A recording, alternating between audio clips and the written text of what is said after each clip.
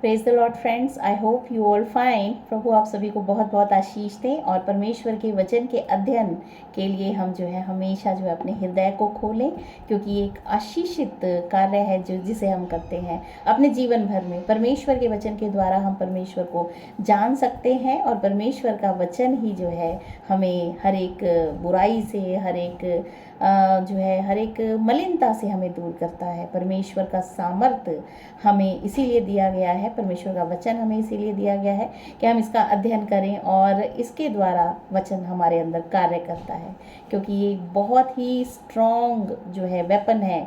ये एक जो वचन है वो एक तलवार की भांति कार्य करता है। पौलुस कहता है कि वचन की तलवार जो है अपने साथ हमेशा लिए रखो। तो वचन हमारी तलवार है जिसे हम यूज़ कर सकते हैं अपने विरोधी के सारी जो हमारे मन में जो पाप शैतान जो है उत्पन्न करता है, उसको हम काट सकते हैं परमेश्वर के वचन से।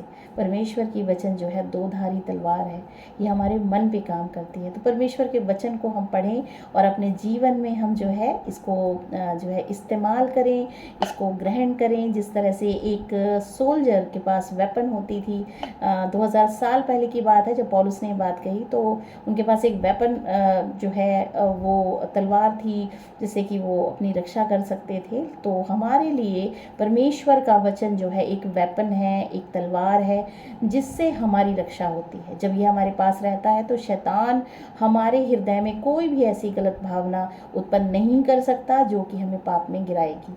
तो इसे हम जो है अपने पास जब हम इसे रखेंगे तो ये हमेशा हमारे काम की चीज़ है और इसके द्वारा हम बचते चले जाते हैं। तो परमेश्वर का वचन दो धारी तलवार है, इसको हमें अपने जो है उसमें रखना है, अपने हृदय में रखना है इसको। तो हम जो है आगे आगे बढ़ते हैं। आज का जो सैबत स्कूल है वो इसमें लिखा है छोटा सा, ये शुक्रवार का आप देखेंगे हमेशा ये एक छोटा सा आर्टिकल होता है, उसको हम स्टडी करते हैं। काफ़ी बड़ा नहीं होता है, छोटा होता है, तो हम इसको स्टडी करेंगे। इसमें लिखा है परमेश्वर मानव हाथों से बने मंदिरों में नहीं रहता है। और इसमें हम सीखेंगे कि हम प्रार्थना कैसे करें। परमेश्वर की आत्मा हमारे हृदय में जो है हमेशा जो है वो विराजमान होती है, तभी हमारी प्रार्थनाएं जो हैं प्रभु यीशु मसीह तक पहुंच पाती हैं स्वर्ग में।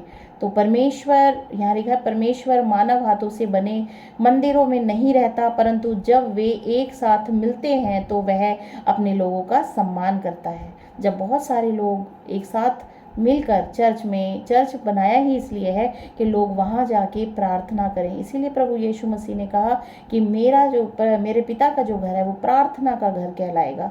वहाँ पे हम सब प्रार्थना करें, क्योंकि जो स्वर्ग में विराजमान परमेश्वर हैं वो हमारी प्रार्थनाओं को सुनते हैं और वो हमें प्रतिफलित करते हैं। इसीलिए हमें जो है सार्वजनिक रूप से जो हम प्रार्थनाएं करते हैं वो व्यक्तिगत रूप से की गई प्रार्थना के साथ साथ बहुत ज़रूरी है, क्योंकि परमेश्वर का वचन बताता है, यीशु मसीह ने खुद कहा, जहाँ दो लोग मेरे नाम से प्रार्थना करते हैं उनके बीच में मैं होऊंगा। उपस्थिति उनके बीच में मेरी होगी। पवित्र आत्मा की उपस्थिति जो है वहाँ पे होती है जब कई लोग या दो ही लोग लगा लीजिए मिनिमम, क्योंकि अगर सिंगल पर्सन है वो व्यक्तिगत प्रार्थना में जो है उसको हम काउंट करेंगे, लेकिन अगर दो हैं, मिनिमम दो हैं, तो वहाँ भी परमेश्वर की पवित्र आत्मा कार्य करती है। इसीलिए प्रार्थना का जीवन हमें बिताने की बहुत ज़रूरत है, जिससे कि हम अपनी रिक्वेस्ट को, अपनी सामर्थ्य को हम प्रार्थना में मांगते हैं। तो यहाँ प्रभु यीशु मसीह ने कहा कि मैं अपने लोगों का सम्मान करता हूँ। जब वो मेरे पास आते हैं, प्रार्थना करते हैं इकट्ठे होके, तो मैं उनकी सुनूंगा। और यीशु मसीह ने कहा तुम मेरे नाम से मांगोगे तो मैं उसे करूँगा। और प्रार्थना एक ऐसा जो है जरिया है जिसके द्वारा हम परमेश्वर से कांटेक्ट करते हैं। आगे पढ़ते हैं। इसमें लिखा है परमेश्वर ने अपने लोगों से यह वादा किया कि क्या वादा किया कि जहाँ दो लोग मेरे नाम से प्रार्थना करेंगे उनके बीच में मैं होऊंगा। वह उनसे मिलने के लिए अपनी आत्मा भेजेगा। और इसके बारे में लिखा है अध्याय 14 यूहन्ना की किताब। इसमें पवित्र आत्मा की जो प्रतिज्ञा जो की गई है यीशु मसीह ने की है, इसमें लिखा है यदि तुम मुझसे प्रेम रखते हो तो मेरी आज्ञाओं को मानोगे। मैं पिता से विनती करूंगा और वह तुम्हें एक और सहायक देगा कि वह सर्वदा तुम्हारे साथ रहे, अर्थात सत्य का आत्मा, जिसे संसार ग्रहण नहीं कर सकता, क्योंकि वह ना उसे देखता है और ना उसे उसे जानता है, लेकिन तुम उसे जानते हो क्योंकि वह तुम्हारे साथ रहता है और वह तुम में होगा। तो प्रभु यीशु मसीह ने ये वादा हमें किया है। जब यीशु मसीह पे हम विश्वास करते हैं तो प्रभु यीशु मसीह हमें जो है पवित्र आत्मा देते हैं और वो हमारा मार्गदर्शन करता है, वो हमारी सहायता करता है। इस तरीके से प्रभु का जो वचन है, जब हम इस चीज़ को जानते हैं तो हम जो है बड़े सामर्थ्य के साथ हम प्रार्थना करते हैं और वो हमें मिलता है, क्योंकि पवित्र आत्मा हमारे साथ होता है, हमारे हृदय में ही रहता है। इसीलिए कहा गया है, परमेश्वर कहते हैं कि मैं हाथ से बने हुए मंदिरों में नहीं रहता, बल्कि मैं तो तुम्हारे हृदय में वास करता हूँ। और तुम्हारा जो शरीर है वो मंदिर है। हमारा जो शरीर है वो मंदिर है, इसको हमें पवित्र रखने की ज़रूरत है, जिससे कि पवित्र आत्मा इसमें वास कर सके। आगे प्रभु यीशु मसीह कहते हैं, मैं तुम्हें अनाथ नहीं छोड़ूंगा, मैं तुम्हारे पास आता हूँ और थोड़ी देर रह गई है कि फिर संसार मुझे ना देखेगा, परंतु तुम मुझे देखोगे, इसीलिए कि मैं जीवित हूँ और तुम भी जीवित रहोगे। प्रभु यीशु मसीह ने कहा कि जो मुझ पर विश्वास करता है वह कभी ना मरेगा, क्योंकि परमेश्वर जीवित हैं तो हम भी जीवित रहेंगे। और ये परमेश्वर का बहुत बड़ा जो है आशीष है जो मनुष्य जाति के पास है, कि वो परमेश्वर के साथ जो है वो रह सकता है, परमेश्वर के पास वो रह सकता है, वो उस पर विश्वास करके ही उसकी पवित्र आत्मा को प्राप्त कर सकता है। परमेश्वर प्रभु यीशु मसीह के ऊपर विश्वास करके हम पवित्र आत्मा को पाते हैं, और कोई जरिया नहीं है जिसके द्वारा पवित्र आत्मा एक मनुष्य जाति को, एक मनुष्य को मिल सकती है। तो इस तरह से प्रभु यीशु मसीह ने वादा किया है कि मैं पवित्र आत्मा भेजूंगा, और जब हम सार्वजनिक रूप से या व्यक्तिगत रूप से प्रार्थना करते हैं तो उसकी उपस्थिति हमारे बीच में होती है। आगे लिखा है, वह उनसे मिलने के लिए अपनी आत्मा भेजेगा, लेकिन पहले उन्हें उसे खोजने के लिए एक साथ आना होगा। अब देखते हैं कि प्रेरितों के काम में भी जो उनके जो चेले थे, जो उनके शिष्य थे, वो एक साथ होकर उन्होंने प्रार्थना करी और पवित्र आत्मा का वरदान उन्हें दिया गया। उन्हें और अपने पापों को स्वीकार करना होगा, और हम अगर चाहते हैं कि पवित्र आत्मा हमें मिले तो हमें जो है परमेश्वर के आगे अपने अपने पापों को स्वीकार करना पड़ेगा, और परमेश्वर अपना अनुग्रह हम पे भेजेंगे पवित्र आत्मा के रूप में। क्योंकि पवित्र आत्मा एक जो है सील है, सील जैसे एक मोहर है, एक स्टैंप है। अब वो स्टैंप हम पे वो लग जाती है जब पवित्र आत्मा हमें जो है दी जाती है, और पवित्र आत्मा ही के द्वारा जब यीशु मसीह का आना होगा तो हम सब दोबारा सृजे जाएंगे। तो हमारे लिए बहुत ज़रूरी है कि पवित्र आत्मा की उपस्थिति हमारे अंदर हो। तो ये इच्छा हमारे अंदर उत्पन्न होनी चाहिए कि पवित्र आत्मा हमें मिले, हम प्रार्थना करें पवित्र आत्मा के लिए, और तभी जो है हम परमेश्वर की जो है पुत्र और पुत्रियां जो है निश्चित की जाएंगी, हमें सील मिल जाएगी, पवित्र आत्मा की जो छाप है वो हम पे परमेश्वर देंगे। आगे लिखा है, उन्हें अपने पापों को स्वीकार करना होगा, उन्हें एक दूसरे के लिए प्रार्थना करनी चाहिए।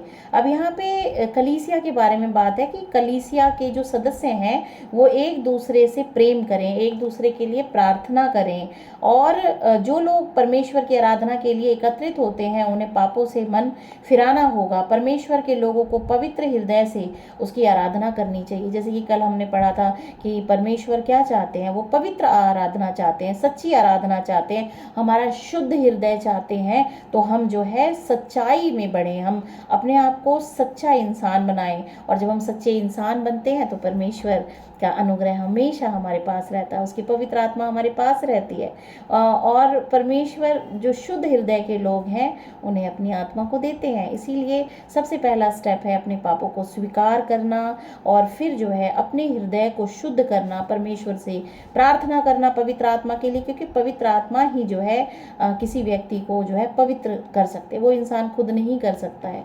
तो हम ये सोचते हैं कि हम खुद से अपने जीवन को स्वच्छ कर सकते हैं, पवित्र कर सकते हैं, तो ये मनुष्य की एक बहुत बड़ी भूल है। सिर्फ पवित्र आत्मा ही मनुष्य को जो है पवित्र कर सकती है। तो हम पवित्र आत्मा के लिए प्रार्थना करें प्रभु यीशु मसीह से, उस पर विश्वास करें, वो हमें शांति प्रदान करती है। आगे लिखा है, उन्हें उसकी व्यवस्था और बाइबल की सच्चाई का पालन करना चाहिए। सबसे पहले उन्हें अपने पापों का स्वीकार करना है, पवित्र आत्मा को मांगना है, और उसकी व्यवस्था को मानना है, बाइबल की जो सच्चाई है उसका पालन करना है, परमेश्वर की 10 आज्ञाओं को मानना है। यदि परमेश्वर के लोग इन चीज़ों को करने से इनकार करते हैं तो आराधना के लिए उनका एक साथ आना व्यर्थ होगा। तो पवित्र आत्मा हमारे मनों को जानता है, उससे हम नहीं छिप सकते हैं। तो हमें जो है एक साथ आने के साथ साथ हम जो है जब हम चर्च में जाते हैं तो उसके साथ ज़रूरी है कि हम अपने हृदय को भी शुद्ध करें और दूसरों के प्रति हमारे हृदय में प्रेम होना चाहिए। यदि परमेश्वर के लोग अगर इस चीज़ से इनकार करते हैं तो उनका व्यर्थ है आना चर्च। तो ये वचन बताता है, यीशु ने लोगों के इस समूह के बारे में ये शब्द कहे। और जब इस तरीके के लोग अगर चर्च में आते हैं और उनके मन शुद्ध नहीं है तो यीशु मसीह ने जो है ये शब्द कहे, मत्ती अध्याय 15 उसकी 8 और 9 में लिखा है कि अपने होठों से तो वो मेरा नाम लेते हैं परंतु उनका मन जो है मुझसे दूर है। मैं ये पढ़ना चाहूँगी। 8वीं वर्ष बताती है, ये लोग होठों से तो मेरा आदर करते हैं पर उनका मन मुझसे दूर रहता है और ये व्यर्थ ही मेरी उपासना करते हैं, क्योंकि मनुष्यों की विधियों को धर्मोपदेश करके समझाते हैं और सिखाते हैं। अगर आपका मन शुद्ध नहीं है तो फिर कुछ भी फायदा नहीं है आराधना का। ये परमेश्वर प्रभु यीशु मसीह कहते हैं। और अगर हम संसार की जो व्यवस्था है, संसार की जो विधियां हैं, सिर्फ जैसे एक धर्म है, पर्टिकुलर कोई धर्म है, उसके रीति रिवाज होते हैं, अगर हम सिर्फ ये सोचें कि इन रीति रिवाजों को मानने से ही हम धार्मिक हो गए हैं तो ये गलत है। परमेश्वर चाहता है तुम्हारे हृदय को कि तुम हृदय से शुद्ध हो जाओ। और यही यीशु मसीह इस बात में ये कह रहे हैं कि ये व्यर्थ मेरी उपासना करते हैं, व्यर्थ ही उपासना करते हैं, हृदय दूर हैं, हृदय स्वच्छ नहीं है, लेकिन चर्च आके प्रार्थना कर रहे हैं। तो परमेश्वर का वचन बताता है कि ये व्यर्थ ही मेरी उपासना कर रहे हैं, कोई आशीष जो है स्वर्ग से इनको अलॉट नहीं होने वाली है। तो ये बातें इसीलिए बताई गई हैं कि हम इन्हें सीखें, समझें और हम जो है अपने मन को फिराएं। प्रभु यीशु मसीह ने कहा, मन फिराओ नहीं तो नाश हो जाओगे। सबसे ज़्यादा ज़रूरी है कि हम अपने मन को फिराएं, मन को हम शुद्धता की तरफ फिराएं, सारी बुराइयों से हम अपने मन को हटा के हम भलाई में अपने मन को लगाएं। और इसके बाद जो है लिखा है, जो लोग परमेश्वर की आराधना करते हैं उन्हें उसकी आराधना आत्मा और सच्चाई से करनी चाहिए। जैसे कि कल मैंने यूहन्ना अध्याय 4 की 23 और 24 में ये बात डिस्कस की थी। प्रभु यीशु मसीह कह रहे हैं कि परमेश्वर जो है अपने आराधकों को, सच्चे आराधकों को ढूंढता है और जो कि आत्मा और सच्चाई से उसकी आराधना करते हैं। तो परमेश्वर खुद ऐसे आराधकों को ढूंढ लेता है। और प्रभु यीशु मसीह की सारी बातें सच्ची हैं। उन्हें जो है, जो हृदय जिनका सच्चा है, परमेश्वर उनको ढूंढ लेते हैं और उनसे वो अपनी उपासना कराते हैं। वह समय आ गया है और ये लोग उस प्रकार के उपासक हैं, वे लोग जो परमेश्वर की पूजा करते हैं जो पिता चाहता है। तो पिता चाहते हैं कि हम जो है सच्ची आराधना करें, हृदय से, आत्मा से, सच्चाई से हम परमेश्वर की आराधना करें।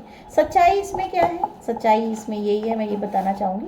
सच्चाई यही है कि हम जो है उस परमेश्वर की आराधना करते हैं जो समस्त ब्रह्मांड का बनाने वाला है, सृष्टि का रचयिता है, मनुष्य का रचयिता है। तो ये सच्चाई है। तो हमें आराधना करनी चाहिए उस परमेश्वर की जिसने हमें बनाया, ना कि हमने जिसको बनाया है। इसीलिए यीशु मसीह कह रहे हैं कि जो सच्चाई से, आत्मा और सच्चाई से जो आराधना करते हैं उन्हीं की आराधना जो है परमेश्वर ग्रहण करते हैं। यहाँ लिखा है, एक बार पढ़ना चाहूँगी, यूहन्ना अध्याय 4 और उसकी 23 वर्ष बताती है, परंतु वह समय आता है, वरन अब भी है, जिसमें सच्चे भक्त पिता की आराधना आत्मा और सच्चाई से करेंगे, क्योंकि पिता अपने लिए ऐसे आराधकों को ढूंढता है। परमेश्वर खुद ढूंढ लेते हैं अपने आराधकों को। तो हमारे हृदय की सच्चाई के द्वारा ही हम परमेश्वर की आराधना कर सकते हैं, अन्यथा सब व्यर्थ ही व्यर्थ है। ये प्रभु यीशु मसीह ने कहा है। तो हमारी उपासना व्यर्थ ना हो, इसके लिए ज़रूरी है कि हम अपने हृदय को जो है भलाई की तरफ फेरें और हम जो है सच्चा एक इंसान बनने की कोशिश करें, तो हमारी आराधना परमेश्वर ग्रहण करते हैं। तो प्रभु यीशु मसीह के सामर्थ्य और पवित्र नाम में मैं आप सबकी भलाई चाहती हूँ। प्रभु आपको बहुत बहुत आशीष दें और हमेशा आप परमेश्वर के संपर्क में, उसकी उपस्थिति में आप हमेशा बने रहें। प्रभु आप सभी को बहुत आशीष दें और इसी तरह से प्रभु के वचन का आप जो है अध्ययन करते रहें। प्रभु आप सभी को बहुत आशीष दें। God bless you. आमीन।